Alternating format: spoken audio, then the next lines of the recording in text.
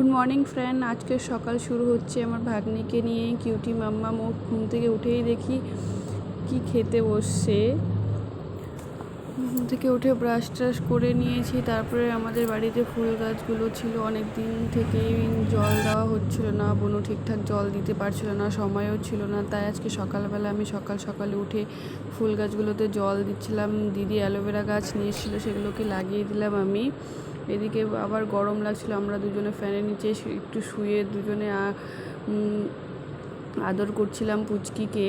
তারপর আবার দেখলাম যে আম গাছগুলোতেও জল দেওয়া হয়নি, কয়েকটা আম হয়েছে। আমি আর পুচকি দুজনেই মিলে গাছগুলোতে ভালোভাবে আবার জল দিয়ে দিলাম। প্রচণ্ড গরম, গাছগুলো দেখি অনেকটাই শুকিয়ে গেছে। সবগুলো গাছে জল দিয়ে দিলাম। তারপর পুচকি আবার বদমাশি করতে করতে ছাদের উপরে চলে গেল, ওকে নিয়ে আসলাম ডেকে। নিচে এসে দুজনেই মিলে বসলাম, বসে এখন ও দেখছি আবার ফুল গাছে জল দিচ্ছে। আমি এদিকে রুমে চলে এসেছি, দেখি পুরোটাই ভিজে গেছে। আরো ফুল গাছে জল দিতে যাও, বেশি বেশি তারপর আমাদের রেডি হয়ে গেছে, আমরা বেরিয়ে পড়লাম। পুচকিরা যেহেতু আজকে থাকবে না, বাড়ি যাচ্ছে, আমিও এদিকে পার্লার চলে যাচ্ছি এবং গাড়ির জন্য ওয়েট করছে। ভালো লাগছে না, ও চলে যাচ্ছে বলে। এই যে গাড়ি চলে এসছে, ওরা ওইদিকে গিয়ে এখন গাড়িতে উঠে পড়েছে। এদিকে আমি পার্লারের জন্য বেরিয়ে পড়ছি। হেঁটে হেঁটে আজকে আমাকে পার্লার আসতে হয়েছে। এই বান্ধবীটাও দেখি সঙ্গে সঙ্গে ঢুকে পড়লো, আমিও ঢুকলাম, ও একই সঙ্গে এসে একটু বসলাম। বসার পরে দেখি যে তরমুজ নিয়ে আসছে কেটে। তারপরে বসে বসে তরমুজটা খেয়ে নিলাম। এদিকে কাস্টমারও চলে এসছে, বলছে হেয়ার কাট করাবে। উপরে কয়েকটা ক্যাটলগ ছিল কাটা, সেটা দেখে বললো যে আমাকে লেয়ার কাট করে দাও। তারপরে আমি লেয়ার কাটটা করলাম। চুলগুলো খুবই সুন্দর ছিল, কিন্তু একটু চুল কম ছিল, মানে পাতলা ছিল চুলগুলো। তাই বললাম লেয়ার কাটটাই করো, তোমার চুলে খুব ভালো লাগবে। দেখো কাটিংটা কেমন হয়েছে, খুব সুন্দর লাগছে কাটিংটা কিন্তু।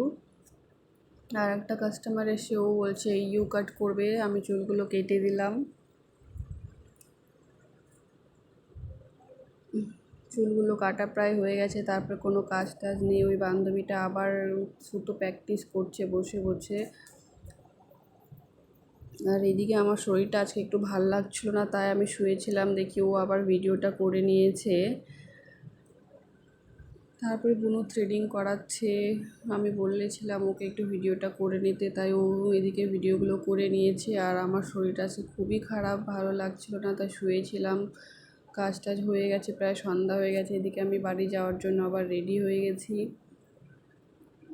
পার্লার থেকে বেরিয়ে পড়ছি। আমাকে আজকে ডালখোলা যেতে হবে বলে বাস স্ট্যান্ডে এসে দাঁড়িয়ে আছি। দেখছি প্রচণ্ড লোকজন, বাসের জন্য অনেকক্ষণ দাঁড়িয়েছিলাম, কিন্তু বাস আসেনি। ভাবছিলাম আজকেও হয়তো আমাকে থাকতে হবে, কিন্তু দেখলাম হঠাৎ করে একটা বাস চলে আসছে, আর বাসে প্রচণ্ড ভিড়।